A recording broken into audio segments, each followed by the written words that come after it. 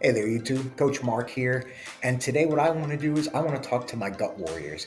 So, first off, welcome back to the channel where we talk about all things health, wellness, and occasionally some of your poor choices in life. So, today we're going to dive into something a little close to the belly, literally. We're going to be talking about everyday habits that can be destroying your digestion. And no, it's not just eating Taco Bell at 1 a.m., but that is on the list.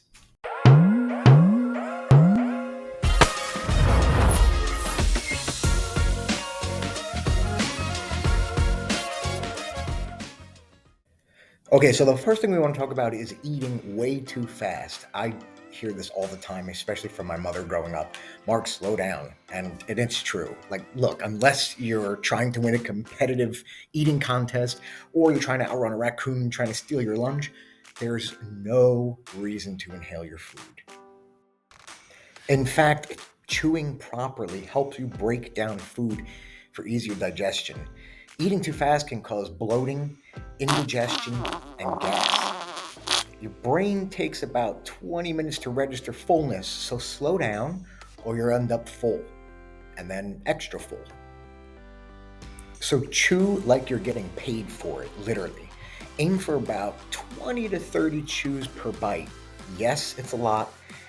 Yes, you'll feel weird at first. No, you will not choke on air anymore.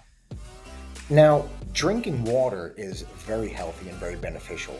But did you know that drinking too much water while eating is no good? Listen to this. Hydration, like I said, is great. But if you're drowning your food like it's the Titanic, we have a problem here. In fact, drinking large amounts of water during meals can dilute stomach acid, making digestion less efficient. A small sip is fine, but save the gulps for before or after your meal. Remember, you're supposed to digest your food, not baptize it. And I can't harp enough on having too much stress, right? I mean, stressed spelled backwards is desserts, which sounds fun until you realize both are ruining your gut. Chronic stress triggers the fight or flight response, slowing down digestion. Okay? It can lead to not only IBS and heartburn, but ulcers too. Try deep breathing before meals. Try mindfulness. Even if it's just staring at your food and whispering, I respect you. You also want to make sure to keep your diet high in fiber. Having low fiber is no good for digestion. So if your idea of fiber is like your lettuce on your burger, then we need to talk. Remember, fiber keeps your digestive system moving. You have soluble fiber, which is like your oats and your beans.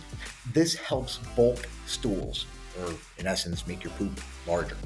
And then you have insoluble fiber, which actually helps food move through your gut. And those are like your veggies and your whole grains. Remember, pooping regularly, it shouldn't feel like you're solving a Rubik's Cube. Solve it.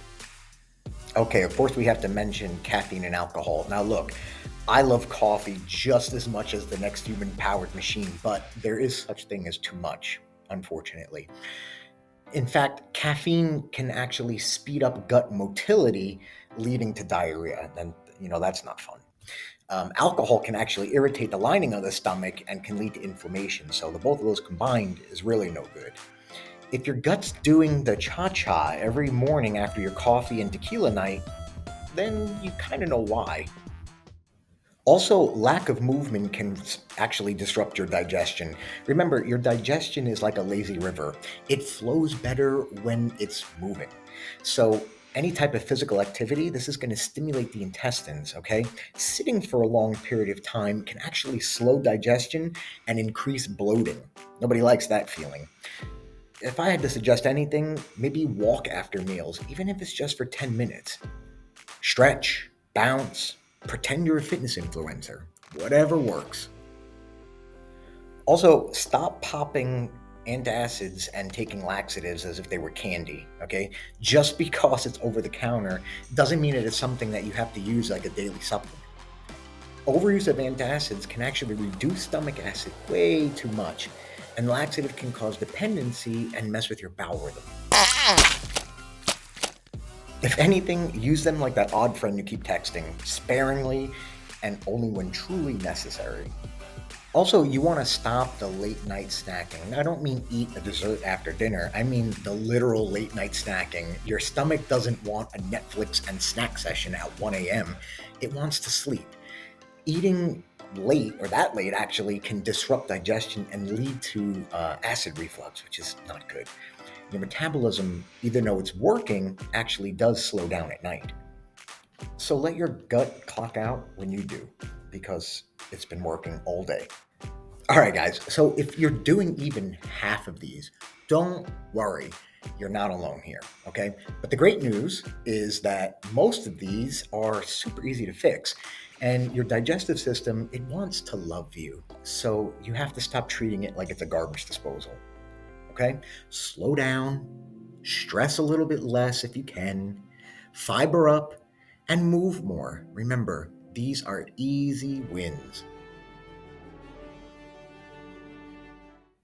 So, hey, let me know in the comments which one of these you're guilty of and which one of these you're actually going to work on. And hey, you know what? If your gut thanks you with the best poop of your life, don't be shy. Come back and tell us. Just don't show us, okay? So, do me a favor, like, subscribe to the channel, share with a bloated friend. Peace, love, and good digestion. Coach Mark, out.